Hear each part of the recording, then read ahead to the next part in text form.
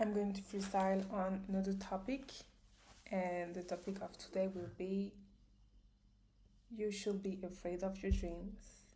And actually, the only thing that you should be afraid of is the immensity of your dreams. That's it. Nothing more, nothing less. Why am I thinking about that? Today, I was having a discussion with my coach, my golf coach, and he was like, oh, okay, what do you want to do later?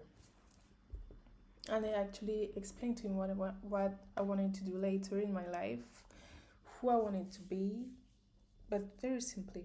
Like I just said, okay, so after these studies, I'm going to do these studies, and then I will do that in order to become that. Okay. And I was like, I was afraid of what I was saying. Like a part of me is actually believing in it, and the other part of me is actually not believing in it. Why? I was thinking about that because I was like, why? Even when you say that, you don't fully believe in this. Not because you think that you're failing. I'm not even thinking about failing. But like naturally, the part of your brain, this part of your brain, don't believe in it, you see? And I was like, yeah, this is actually normal. It's because you are speaking about reality, yes, but you are also speaking about the unknown. And the brain cannot process the unknown. That's why there is a part of your brain who actually doesn't believe in what you're saying, while the other part is like speaking your truth, speaking your reality. So, yeah, I strongly believe that the only thing that was actually afraid you in your life is the immensity of your dreams. So I always say that dreaming is free. Dreaming is free, my friend. Like, dreaming is free. So if you don't use this asset to just try to create your reality in your head, then I don't know what to do, what I can do for you. Because, okay, there is the reality, the so called reality, but dreaming is free. So you must just try, at least try to uh, envision the best version of yourself in your head, and then think in reality, how can I try to achieve that? What can I do in order to achieve this reality? As I always say, you let go and you let God. So maybe you won't have like 100% of the reality that you wanted to have, but you must always believe that God has a better plan for you. And this is what I'm thinking about. No matter what I'm doing, no matter what I'm receiving in my life, even when I'm being rejected for I don't know what type of rejection, but I don't care. I don't care. I always try to see the positive in the things that are actually happening to me, because that's what I was saying. I let go and I let God, and I don't try to control everything as I used to. And second of all, about rejection and negative things in your life, rejection is actually redirection. Okay, so even when you have been thinking about something that you wanted so strong in your life and you didn't have it, I strongly believe that it's fine. It's fine because you must always think that God has and will always have a better plan for you. Even if you don't know it, even if you are not aware of this, you must believe in it. This is called having faith, and having faith in God and in yourself. That's it. Um, I can use it with examples from my life if you want. It won't be like very relevant. Um, I am a person who actually failed. I am a person who actually failed so many times. And mind you, I am not even 25. And I think that I failed, I don't know. I don't know. I don't even count, okay? But I took so much else in my life that I could actually have the possibility to think that I'm a loser because of that. But I never did that because I just believe in my identity. And I also believe that failing is part of the process of every winner in life. Might sound sort of motivational like when right now when I'm talking, but this is actually true. Like you cannot try to become aim to become the best chess player in your life if you don't accept in your head that you're going to fail when you play chess. You cannot try to become the best shooter in your life um, when you don't accept that sometimes when you shoot, like you're going to miss it, you see.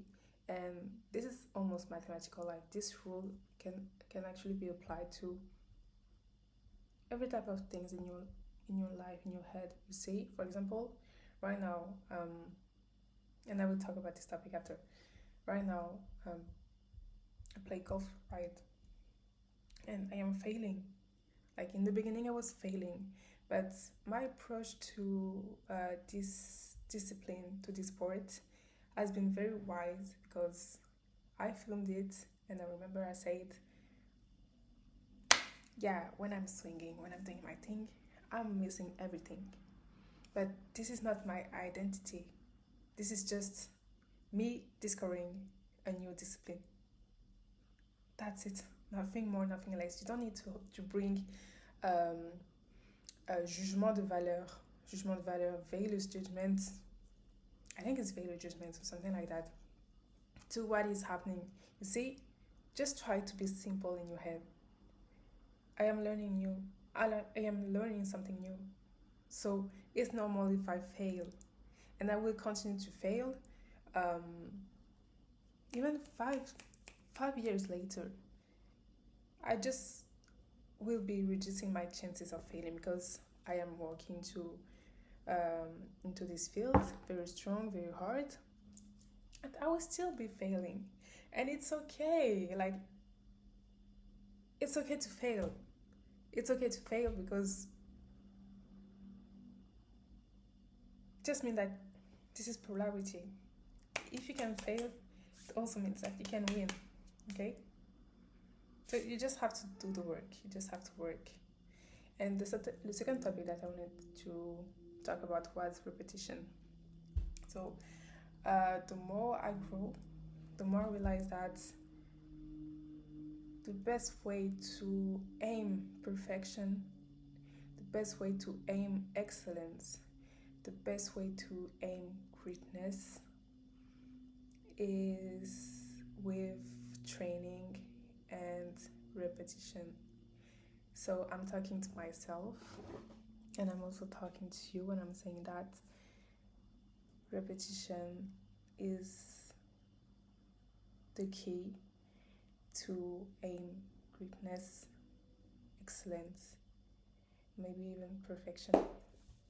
You have to be an expert in your art, in your field, in your specialty. You have to do everything to actually master everything. Everything. And I'm realizing that now. And this is not something that you should mistake with perfectionism. This is different because when you are perfectionist, you tend to do this process of repetition, but the there is greed in that. There is greed, and the process is actually endless because you will never feel the sentiment, the feeling of satiety, the feeling of satisfaction. Okay, but when you just try to, in a very neutral way and rational way, understand that You can actually become a master in your specialty through working very hard, of course, and just repeating the same thing over and over and over, then you will understand.